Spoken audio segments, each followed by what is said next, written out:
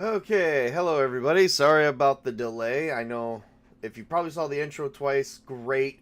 According to my statistical and data analysis here, I lost 75% of the stream before the introduction was even finished. Which means you guys probably only saw like a second of that, because like 75% of a minute and 30 seconds is probably a little over a minute, but under a minute and 30 seconds. So you got somewhere between of the introduction, a minute and 5 seconds and a minute and 25 seconds. That's all probably at most you saw. But so I redid everything once I reestablished the connection. So, but if I was wrong and you guys did catch all that, great. You caught it twice over, plus the hold screen. But, alright, so far,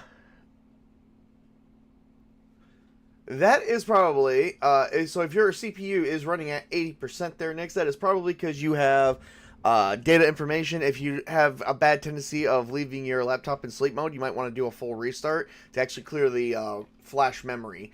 Flash memory is probably stored a process in the flash by accident that is draining your CPU without actually even reading that it's actually on. That sometimes can happen, people. Yes, I actually have an IT background. Who knew? Oh,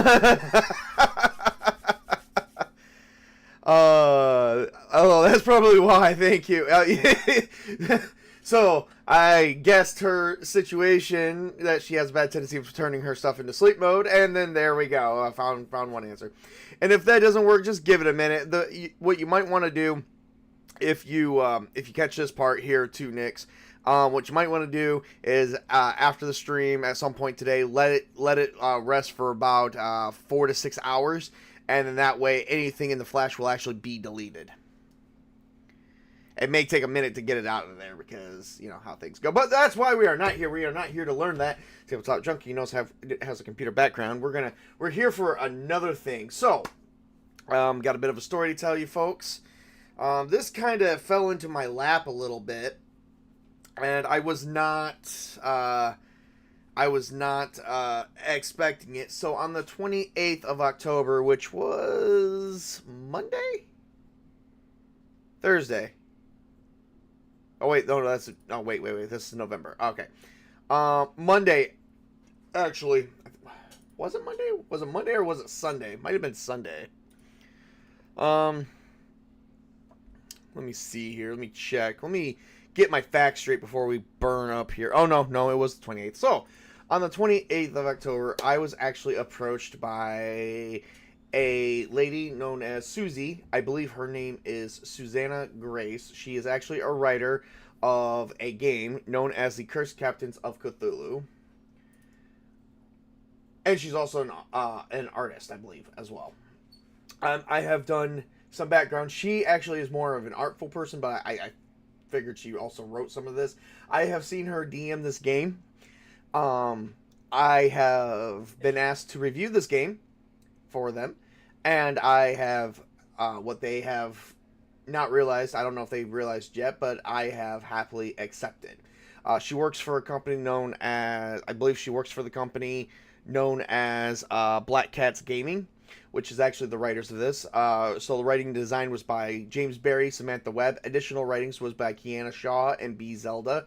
Art direction was Susanna Grace. I believe that is the person who that seemed to work. I watched it go down to 40%. Yeah, that does happen, Next. Happens. I had that issue myself. Susanna Grace. Cover illustration was by Frost Lemzon. Logo and marketing was by Mark Whittington. And then some illustrations was by Hannah Elizabeth Baker, Christina Binden, Daniel English, Jonathan Fernandez, Toby Fox, Susanna Grace, as well as Rebecca Grimer, I believe. I hope I'm not botching that name if anyone else from this company is seeing it. Zach Keaty, Florence Lidhoff, Lynn Neckerson, and Jim Winnick, as well as graphic designs by Virginia Grace McShannock, and Helen Gould was the concept sensitivity consultancy, as well as the media and marketing was also once again Susanna Grace. They actually think the Noir Enigma, Jay Brighton, Amelia Tyler, Jessica Ross, Jonathan Fry, Chris Birch, all at Modifius, the Busby, the Pledge Manager team, and as well as all the wonderful playtesters. For those that roleplay Haven, they thank you all. So this was actually just on the main dedication page. Yes, I read all that because if I'm going to do a review, I'm going to make this one a comprehensive review. And I'm going to explain to you guys why. I'm going to be a little bit more slow about this review. So please bear with me because I want to walk you guys through some things about the Cursed Captains of Cthulhu. And I will be hosting this game this Friday coming up, starting November 8th, 2024. We will be hosting a small one-shot that is not going to be a one-shot. It's actually going to be an entire adventure. not an entire campaign, but an adventure, and I'm gonna be doing some things on that. Only for the simple fact that I actually have fallen. No, I know the kids are not helping the internet, Mrs. Tabletop. I get it. Yeah, she said the internet is all over the place. They're all already on games like freaking before noon. Seriously, I wasn't on my computer before noon. I was waking up, drinking coffee. Alright, so this is going to be kind of a bit of a longer review stream than I normal. This is going to be a special stream as well because I have fallen in love with this book, The Cursed Captains of Cthulhu. And with it, they sent me a copy of their book, with asking to do the review. I would like to thank Susie or Susanna Grace. I hope you're the same person. I'd like to thank you for actually sending this to me because I actually did fall in love with it, and I want to see if I can get you guys some extra marketing there. So here we go. I would like to point out that in today's time, the tabletop industry has drastically changed. We have big companies as well as indie developers. But a lot of the things is in today's time, people have a lot of triggers, have a lot of health issues, both mentally and physically. We gotta, I for one am not a very, let me say, corresponding person. I come from the old generation of it's a game, get over it type of deal. But at this point in time, things a little change, a little change versus drastic change is not too much to ask. It's funny that all people, and this is everybody, is not open to drastic change or little change in today's time. They're actually open to no change at all. But unfortunately, that's not the way life works. Okay, you have to be open to change because, things may change in your time. Now, I come from a family who actually had both physical and mental health issues. And we had to change our ways on how to do things. And it was not a choice. Sorry, that's just facts. So, was it a little change? No, it was a drastic change onto my family. And I was actually a young man at the time, very young man. I was barely into my teenage years. I was actually in my early childhood years. And I actually had to accept the drastic change. So the drastic change in my life was, if I wanted something, because my family did not have money to do it, believe it or not, everyone's probably sitting here thinking like, oh my God, like this guy, had to come from money if he can do these streamings. No. I actually worked for all my stuff. This is where everybody is probably confused. I don't know what image people have, but all my games, all my books, everything that I bought, I have worked for. Nothing was actually ever handed to me. I actually been accused of having a silver spoon in my mouth because of all the things I've had. I've had convertible cars. I've had nice Fords, like the nice N Fords, stuff that you can get from Ford themselves. I've actually had some nice GM vehicles. I've had all the making vehicles. The only thing I haven't had yet is I've had a Dodge as well. And you know what people don't realize is I paid for all those. None of that was given to me. I went out, got a job, and I paid for all those. I've actually been working in the work industry since I was 11, 12 years old. It is not easy for me to share that, but, drastic. So the point of this story, which we haven't gotten to the review part yet, point of this story is, we got to be open to change, regardless if it's minor or drastic. And some things that do come in with change, especially in the tabletop community, is the use of safety tools. Now, a lot of people don't like the use of safety tools. Some people do. Some people find it, over encumbersome. Some people don't. But in the world of Call of Cthulhu, there are things that are... It is not made for, I would say, young teens, but maybe teens between 16 and 20. Because in the realm of Call of Cthulhu, if any of you guys have ever actually played Call of Cthulhu, there are things that are kind of more aimed towards the adult content reality.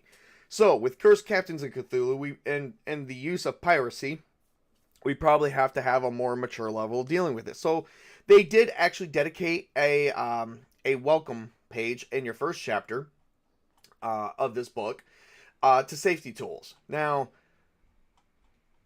I always, what is that line from Pirates of the Caribbean? The code is more like a set of guidelines anyway. That is how things work in the tabletop community. You just gotta sit down with your team and see what kind of things are okay to do and what kind of things are not okay to do. What would offend somebody and what would not offend somebody.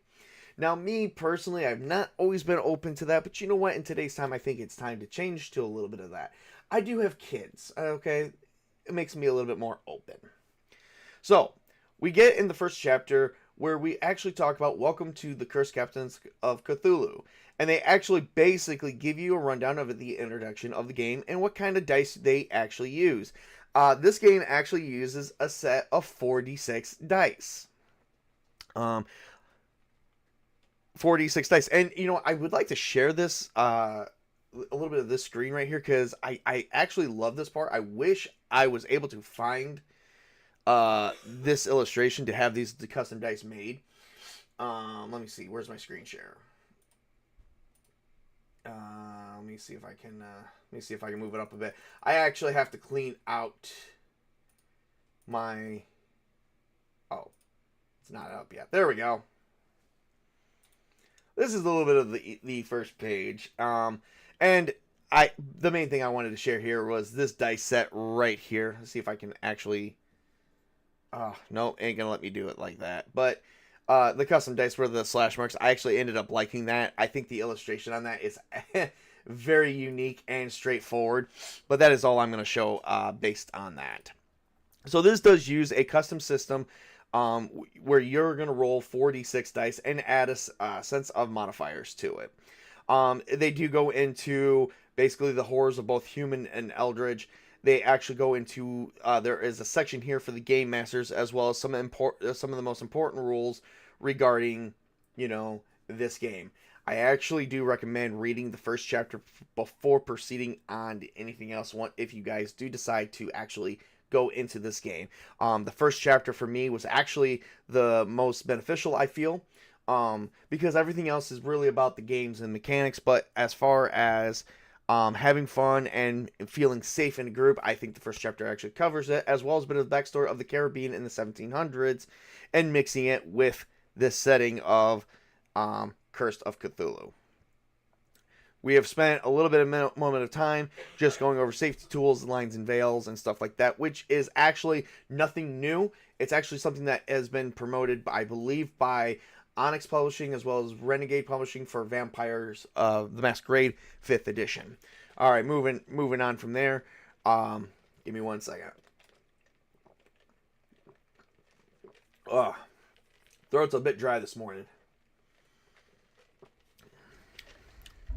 So, I do apologize. I'm addressing the fact that I might be having a bit of a cold. Okay, so they actually had to cover safety tools a lot in this setting because it's called the Cursed Captains of Cthulhu. Now, if you know anything about pirate history and eldritch horror, sexual themes is actually kind of a big thing for both settings. Look up the history of piracy, how much of that was sexual. So, definitely safety tools, I feel, for this one. Oh yeah, I hope you feel better, Nix. I'm fighting a cold. We just got over 80-degree weather here. And it was funny. It was 80 degrees yesterday, I think, or the day before was 80 degrees, and then it went down to the 20s. And I'm like, oh my god, it shocked my system and made me sick the next day. Alright, so safety tools, I think, is a must to go over with your group so that way you make sure that everyone is feeling safe before proceeding on to the next phase. Now, as far as that is just the introduction of the Cursed Captains of Cthulhu.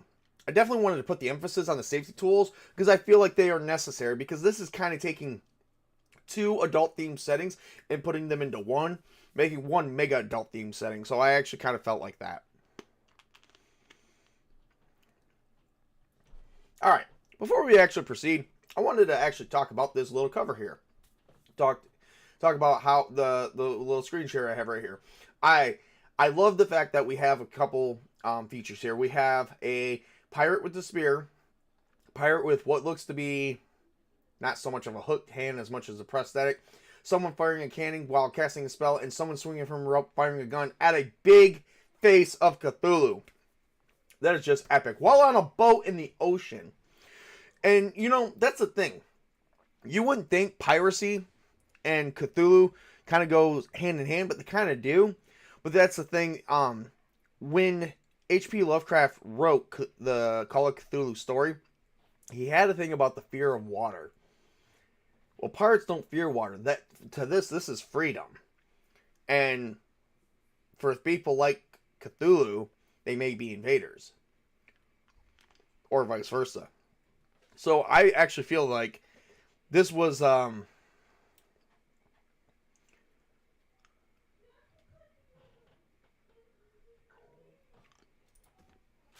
hang on one second.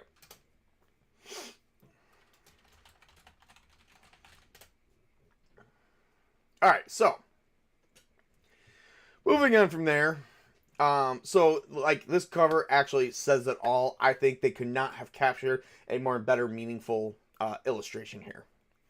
Alright. So let's go into a little bit of the first part. Now, chapter 1 is kind of its own introduction, of course. While chapter 2, I believe chapter 2, 3, 4, and 5, 6 are all in part 1. They actually separate this book into 4 parts. The first part kind of is on its own thing, while the other ones are in part 1, part 2, part 3, and parts 1, 2, 3. Sorry. So part 1 is chapter 2 through 6. Before going to chapter 7 through 10 is in part 2, and part 3 is 11, 12, and the appendices, which we will actually cover a little bit of that in a minute.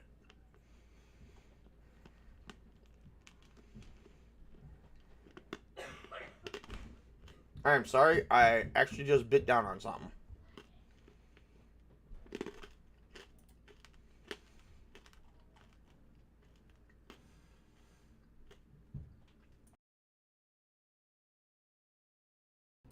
Okay, I just muted myself there for a minute. Sorry, I had a cough drop. Bit down on it on accident, and I just finished it off. Opened up my sinuses, though. Alright, so let's get going. So chapter 2 is creating they call it charting a course. It's basically starting the creation of your character. Or they actually broke it down in a step-by-step process of what you should start with before moving forward. Now, the very thing that they do is suggest you start with is picking a profession. I believe there is 12 professions to pick from. We are going to count them here in a minute. Let's see, there is 1, 2, 3, 4, 5, 6, 7, 8, 9, 10, 11, 12, 13, 14, 15. I am sorry. There is 15 professions, starting with soldier, brawler, captain, gunner's mate, bosun, rigger, windcaller, exorcist, occultist. Oh, there are 16. I am sorry. Occultist, Riven, Seeker, Scholar, Student, Scoundrel, Duelist, and Musketeer. Each one pointing in a different direction, such as north, north-northeast, northeast, east, northeast, east. You know, you get this, so on and so forth. I actually like this chart. I'll show you guys the chart here in a minute. Oh yeah, see? A lot of different ways. I'm not sure if that really means anything. Because when I actually went through the setup, I actually did do a test setup of character creation. It's actually very easy. So you get 2 points from your profession.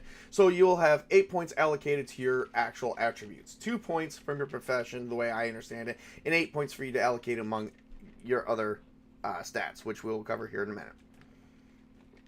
This is the very first thing that you should actually focus on, is starting your profession before you allocate stuff, because each profession has a different, emphasizes a different set of attributes that it will use more or less later on. Moving forward, then it goes with, after you choose your profession, allocating your character scores. Once again, you are going to have 8, as it says here, you're going to have the following characteristics: melee, brawn, seafaring, abjure, harness, studies, savvy, and accuracy. 8 characteristics with 10 points. 2 points from your profession, 8 points to allocate through all of those 8. Now, depending on your profession, they will put an emphasis. Oh, I forgot to get rid of the screen. Depending on your profession, we'll put an emphasis on which attributes you actually need to favor the most. Professions, like I said, are very, very different, which we will have to cover that here in a moment, probably after a short break. After allocating your character points, then you have to choose your skills. Skills do not fall. Now, this is one of my most favorite parts.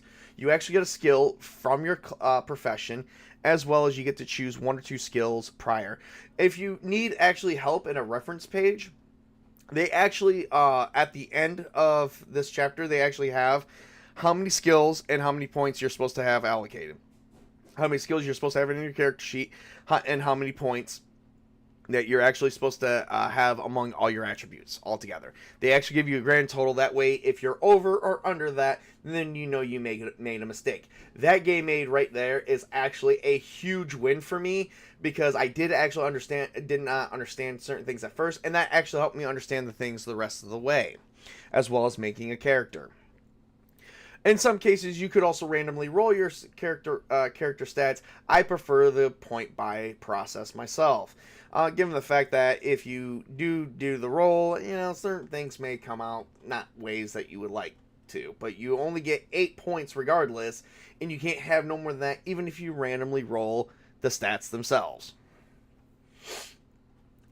Going after the skills. So the way it is, you have a list of skills that you get to start off with.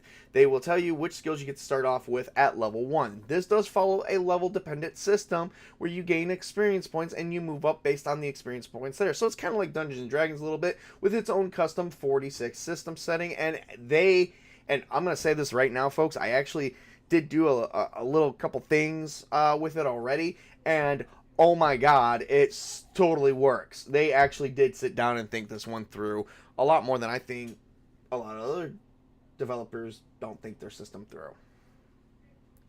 And that's putting it nicely. Moving forward from there, and then the final step is step 4, build your personal style, bonds, and finishing out your details. Very, very easy. It is a complete breakdown of what you got to do, and then if you need to know if you make a mistake, go to the end of the chapter, and it will tell you what you should have at the end based on what your GM has allowed you to do. Now, games such as adventures would be kind of dependent on the GM of what would be available to you, even from the source book. But going forward, let's start talking about some of the character professions. And actually, for a minute, I do have to go do something real quick. Give me 5 minutes here while we begin diving into professions a little bit deeper. Because like I said, when developing, you got professions, characteristics, as well as skills, and then the finishing touches. I would like to dive into those 4 steps deeper before we be moving on to the rest of the review.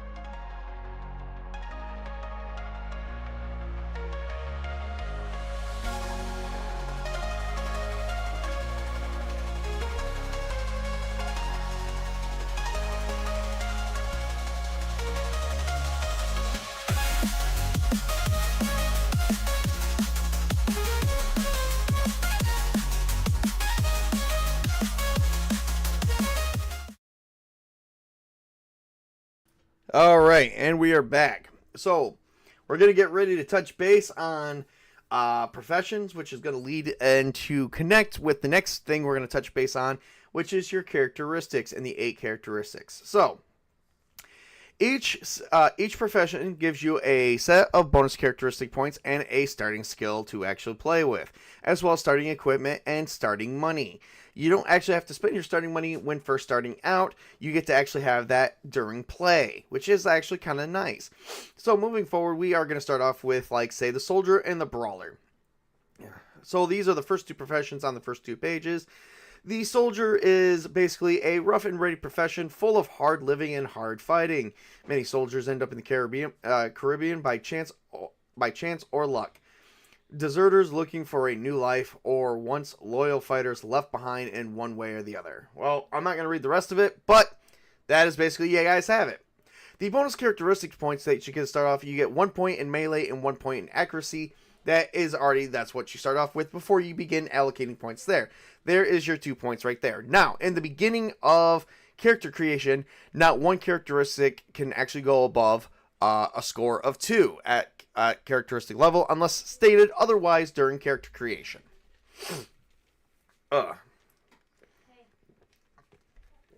Which is where we're going to bring up the next part. Now, the starting skill for a soldier is military training. And they do have a starting equipment of a cutlass, pistol, a small tent, shovel, shirt, and breeches, as they call them. I call them pants because I don't like that term, but I don't know why. And they start off with 2 doubloons. I hope I'm saying that right. Doubloons. Doubloons. Doubloons. Doubloons. I don't know. Brawlers. Brawlers come from all walks of life and share common skills and abilities with other people. By what we mean by that is they do kind of share, they come from all walks of life, but they are generally fighters, in a sense. The bonus characteristic is they get 2 points in melee, and then when allocating characteristic scores, you can go up to a maximum of 3 points. Of 3 points in melee instead of the usual maximum 2. However, if you do, you may not take any points in harness. So if you have 3 points in melee, you can only have 0 in harness. So there is a restriction to having anything maxed out for melee. The starting skill is Pugless, which is basically taking a hit of any kind and still being the one standing is the hallmark of a tough fighter. Their starting skills is knuckle dusters, whips, chains, grogs, bedding, shirt, and breeches, as well as 2 doubloons. Now, moving forward, where would the other characteristics come in at? Because you do have stuff like Captain, Gunner's Mate. But let's talk about something a little bit more different than we're used to in a pirate setting. Okay, moving forward from there, we actually have something that you would call a wind caller. For most sailors, the abyssal terrors of the sea or unfathomable depths of the night sky are things they would rather leave to others. For those that trifle with such things can end up ill, but a wind caller sees the grasping tendrils at the corner of vision and is resolute in fighting against them. Wind callers are generally what you would call spellcasters in a sense. They do gain 1 point in seafaring and 1 point in abjure. Abjure is actually used for, we will actually explain that in a little bit, but that is actually used for spellcasting. Their starting skill is connection with the natural, and then their starting equipment is bow, net, bioluminescent orbs, banana, shirt, and breeches, as well as 2 doubloons. Then we have stuff like Exorcist and Occultist, which actually also uses Abjure, and one even uses Harness. So as you guys can see, depending on your profession, it's very important because you're always going to want your primary statistics to be higher, because that's what you're going to pretty much lean into, depending on what profession you choose. We're not going to go over the rest. I actually have to entice you guys to buy the book. You can actually buy the book right now. Let me pull up Black Cats Gaming. The book right now is actually PDF only for $16, and I don't think there's any use for a physical copy quite as of yet. But definitely worth looking into. And for $16, you really can't go wrong. Alright, so now, allocating your characteristic points. Let's talk about characteristics. Okay, we already did say you can do randoms, which they do have a table where if you roll a d6, 1 and 2, you get 0 points in that one characteristic. 3 or 4, you get 1 point, and 5 and 6, you get 2 points. The max you can get, unless stated otherwise by your profession, is 2. Other than that, you get 2 from your profession, and 8 for you to actually allocate among your characteristics. Let's begin looking at your characteristics as a whole before we start going into anything else further. As soon as I can find characteristics. LFG. I'm trying to think what that stands for. I'm not big on texting.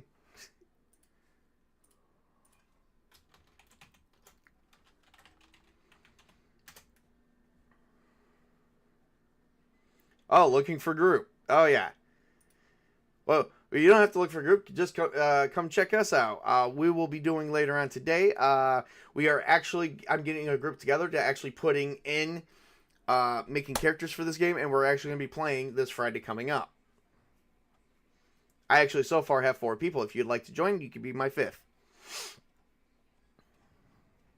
Alright. So let's look at characteristics real quick. We said there was a, let's see, if I can remember them all. Melee Brawl, Savvy Accuracy, Abjure Harness. I got 6. I can't remember the other ones. Alright. Let me see here. When all else fails, always consult the table of contents. They do actually have a well put together table of contents in this section. There we go. Characteristics. Abjure, Accuracy, Brawn, Harness, Melee, Savvy, and Seafaring. Oh, and Studies. See, I said Abjure, Harness, Brawn, Melee, Accuracy, and I think I actually missed Savvy, Seafaring, and Studies. So I only got 5. Alright, so to know what each one is. So melee is the measure of how good your character is in melee combat. This is used for sword fighting, bare knuckling boxing, and giving a sword flourish to impress your fellow pirates. Brawn is useful for things that require strength and toughness, such as heaving a cannon round to aim and fire at a charging leviathan, or surviving a bitter poison someone slipped into your drink. Seafaring measures the knowing of the seas and how good your character is at sailing and navigation, such as navigating through shallow seas and escaping a following ship. Then we have Abjure. Abjure is basically in the world of the cults and elder gods. Abjure is a characteristic based on denying eldritch energies and protecting your crew from the baleful magics, being able to draw on protective circles around the crew and keeping elder scions away. Harness. Harness is how good your character is at using forbidden powers, tapping into the occult spells, and when using the spells of the elder gods. Having the courage to look up the abyss in the face and still fight against it. Studies. The measure of how studious your character is if they have spent time poring over historic tomes. Savvy. This actually covers a wide variety of stuff like street smarts, charm, and charisma. And accuracy measures how good you are at ranged combat. So very easy stuff. And then you do actually get your derived statistics, which we will not go over those because that stuff is your basics, such as your courage, your HP, and so on and so forth. So once you actually get an idea of what you want to make for your character and what your highest characteristics should be, that'll fall into place, such as on your derived attributes or derived characteristics, such as your health and whatnot. Let's see. Health, courage, evasion, and initiative. Health uses brawn. Courage uses harness. Evasion uses savvy. And initiative uses accuracy. Going forward, then you begin choosing your skills. Which, when starting out, this actually gives you a list of skills. There is 3 types of skills. Starting skills, intermediate skills, and expert skills. You get to start choosing your starting skills at the beginning of character creation and up to level 5. Each level, you gain a new skill. At level 5, you can actually start choosing intermediate skills. You can choose from both the starting skill list and the intermediate skill list. I actually like that. It gives you something to look forward to, as well as allowing you to customize give your character full customization, and making it your own. And then I believe you start your expert skills at level 10, but we will double check that. Give me 1 second. This does cap out at level 20. Similar to normal D20 stuff, but yet using 4D6 instead. I still think that is some of the best stuff. And then expert skills, you can start choosing from the expert skill list at level 12, actually. So I was wrong. However, you must follow all requirements, and all those requirements have to be fulfilled before you can actually choose them. Some skills, starting skills, do not have requirements, while others may do, as well as same as for intermediate and expert skills. This actually gives you full range of full character customization, as stated previously. And then next is traits. Traits is kind of like stuff for you to play into. Usually a GM may say choose 1 or 2 traits and call it good. But you must play into them, and it basically talks about what how you can use the traits. And then there is the final step, as well as making the character your own and adding your own flavor to your character. That is actually the easiest part. Just, form your bonds with your characters and your fellow characters, and moving forward. This does give a wide range of things to look at, such as a personality, backstory, so on and so forth, before moving into the final phase of what happens when gaining levels. And then there you go. So when gaining levels, you go from level 1 to level 2. When you reach 100 experience points, you gain another characteristic point as well as another skill. You also gain +2 to your health and +1 to your courage. This does actually have attribute modifiers. So that is actually completely both the first chapter and part 1, which actually goes from, I think, chapters 2 to 6. There is 12 chapters in this book, so that is pretty much half the book right there. It does go into a wide range of stuff, such as weapons and what kind of weapons exist during this time frame. I do recommend for you guys to check out yourself. It does give you a nice wide range, as well as what everything costs and how you collect money and wealth. That is pretty good. But let's start checking into part 2. Part 2 actually goes into stuff such as how does travel work while on a ship. And then you have your ship combat, which I think is the best. Before we actually move forward, let's actually backtrack to chapter 6. Reason why is I didn't really cover a lot of this. We know that there will be spells and stuff for you to actually cover, as well as weapons and equipment. Do recommend checking those out yourself. But in chapter 6, we actually have stuff for ships. Ships are kind of considered their own characters, and they have their own statistics. So this actually gives you a detailed reference of how you could build your ship or build a customized ship, and as well as do the upgrades moving forward. All right. Let me take a minute and take a break out. I have been talking for damn near an hour. I'm trying to make this review more comprehensive for you guys. So this actually breaks down voyages, and how stuff works in between voyages and environments and stuff like that. As well as it has a detailed combat section, which is separated into 2 parts. One for characters and one for ship battling. The Oracle. Nick's brought me here, and I see Cthulhu, so I already enjoy what I'm seeing. Well, and there's also pirating. So there's pirates here too. So I always say everything is better with pirates. I think pirating is one of a pirate themed game is actually one of those games that is rarely ever used.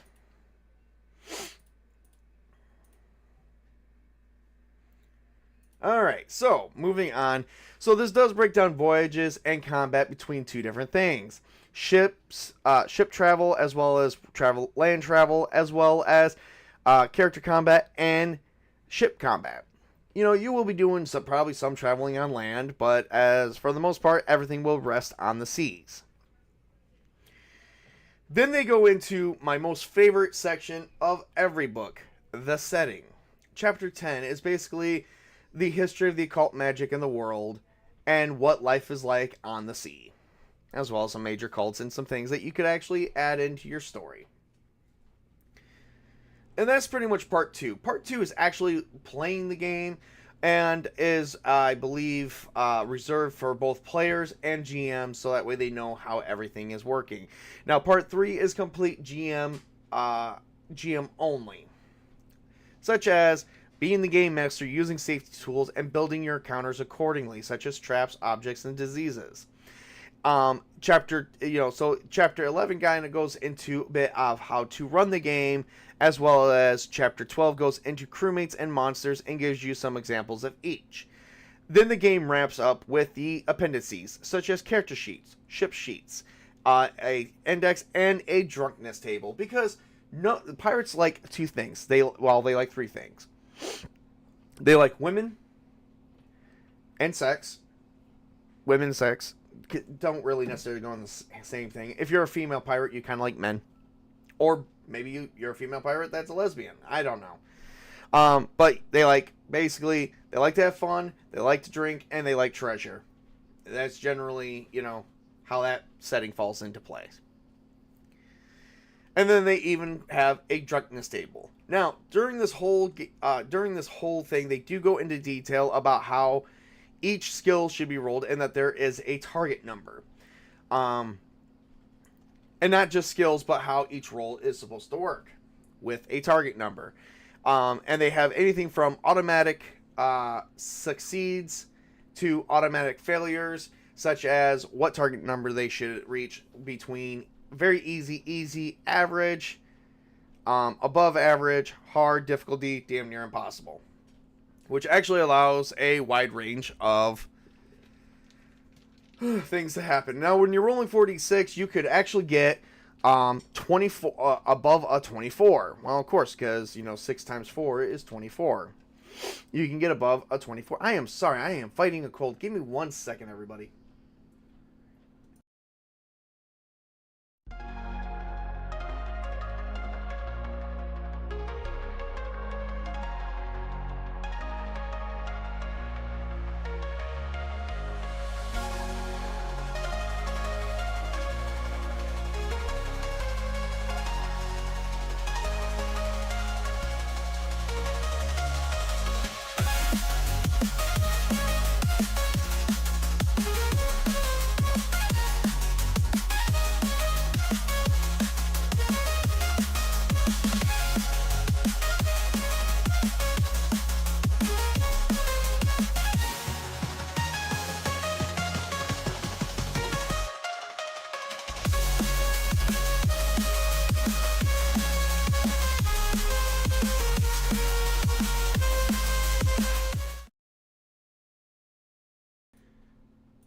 Okay, I'm back. Sorry about that.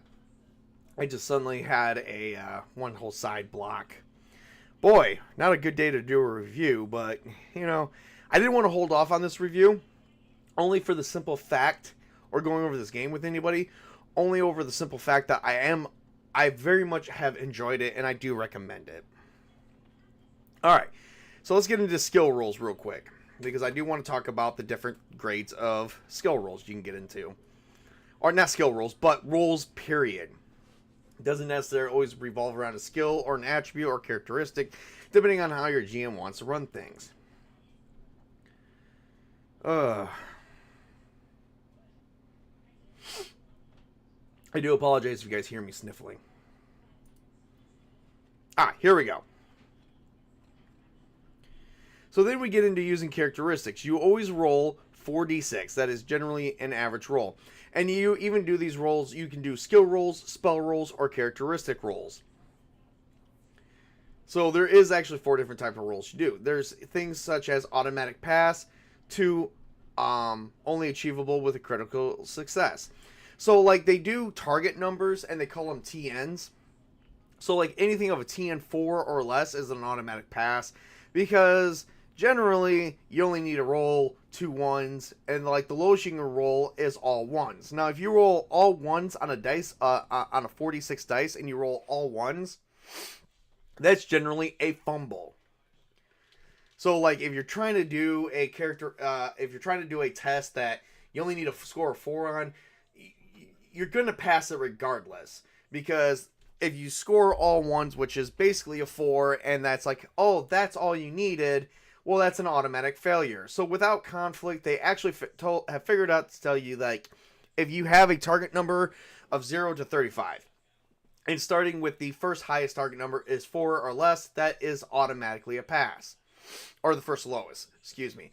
Moving into TN 8 is, 8 or less is considered very easy. 13 or less down to 8 is considered easy. Medium is generally average level, which is 16.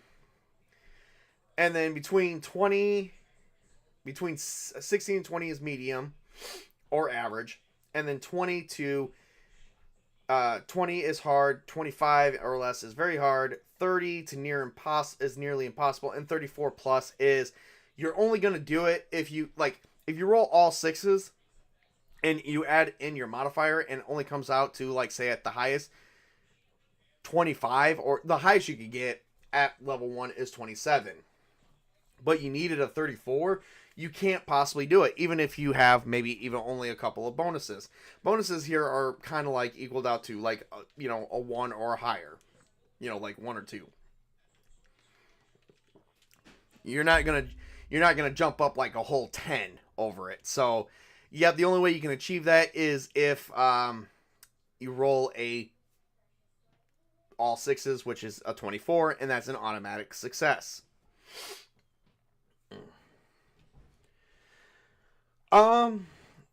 Another thing they do talk about is dice nudging and rerolls. Most characters are, this is all dependent on the game master. I do recommend game masters read this section a little bit. I do like the dice nudging. The dice nudging allows you to adjust one die by 1 higher or 1 lower than the number that you actually rolled. If you need more than 1 higher or 1 lower, you need to actually do a complete reroll.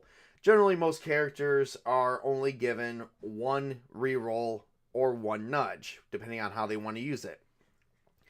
There is some cases that they can be granted more than 1. So there's really not much else to be said by that, other than I would recommend for the game masters to actually look that section over and make the decisions themselves as well as the rulings. There is a section that actually talks about, I do like the fact that they do add in these things called Rules Digest. Oh my god, that was a horrible sniffle. I am so sorry, guys. Alright, Rules Digest. They actually have these planned out throughout the entire book, as you guys can see, as well as some clarity, some examples. Examples are designated by these colors, and they're all designated by colors. If you're reading something that is a border color green, it is an example. It even says so right there. If it's red, it's a Rules Digest, and if it's blue, it's a clarity. Helps clear up some of the rules. They actually have placed these throughout every section of the book. Alright, so I have been talking for damn near an hour and gone over everything from art to information to full breakdowns, the best I can, as well as going over a little bit of the system and how it works. Next, I think I'm going to need to demonstrate it because I really can't talk no more today. I'm actually having some issues, and I hope Black Cats Gaming, I do apologize if the review is not up to your expectations or par. I very much do apologize. Obviously, I'm not doing well today, and you know what's funny? I was doing fine like an hour ago, and now all of a sudden I'm coming down. Alright, so let's move on to the review, guys. As far as information, this thing is chock full of information as well as examples, clarity, and stuff for you to actually look through to help make it easier for you to understand how this game works. Definitely gives you a thumbs up there, and the artwork is definitely superb. I do recommend checking it out. Like I said, the price is $16 off their main website. It's only PDF only. There is no print on demand at this time, I do not think. Hopefully, maybe Susie or someone from there can actually get with me. Maybe there'll be some time to go for print on demand, or if it's just PDF only. So information as well as rules and full explanations are actually there. Thumbs up. Artwork, thumbs up. Well, it's well put together, thought out, laid out, which is also thumbs up. Maybe some things could be probably a little bit improved on it, but nothing too major. I would not imagine. This is actually a very easy read. I actually have read this for 4 or 5 days straight from cover to cover. I've read it twice already in those 4 days. And I've even gone over making my own character as well as my own ship to best understand the rules and the settings as a whole. As well as the price, definitely a thumbs up on. I think it is worth the buy. I am going to put the link of where you guys can find the product for Black Cats Gaming in my description as well.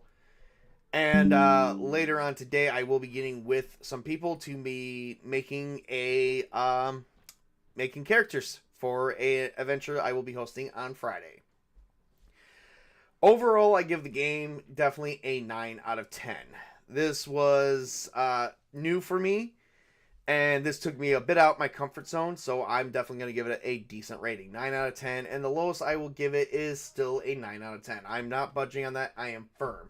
If you guys don't like the out of 10 rating, I will give you out of 5. It's going to be 5 by 5. Perfect score.